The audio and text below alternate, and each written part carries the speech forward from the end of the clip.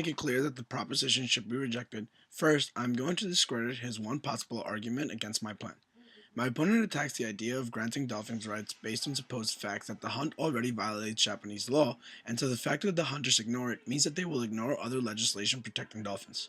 That is entirely wrong to say because, like I already said, Japan does respect UN mandate regarding sea hunting matters like my previously cited whaling case from earlier this year, and further, my opponent's very own cited article says that the Japanese law doesn't technically cover hunting and fishing. Therefore, the Japanese, like I also said, aren't actually breaking laws, so the proposition has no valid disadvantage to my plan. Next, I want to cite the almost exact times of my opponent's second video when he contradicts himself and when he highlights the incoherence of his argument and absolute insignificance of his own plan, which is why he should be rejected. Beginning at 1 minute 18 seconds of the proposition's rebuttal, my opponent explicitly stated that he did not provide a plan text and that I tried to say what his plan was.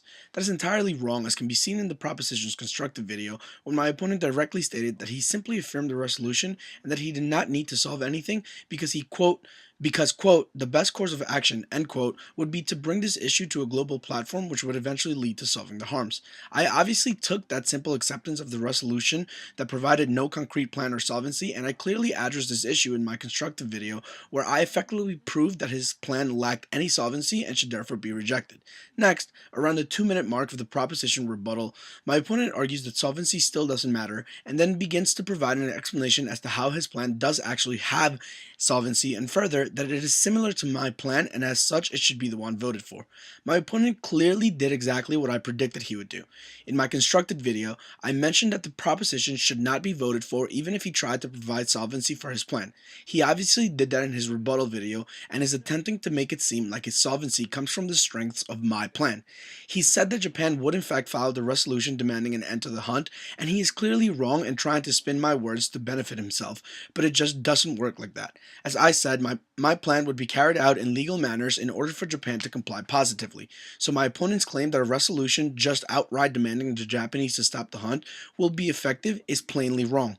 The Japanese, like I said, will only abide by UN mandate if it is done legally. They are not breaking any laws, so until that changes on paper, they cannot be legally demanded to stop.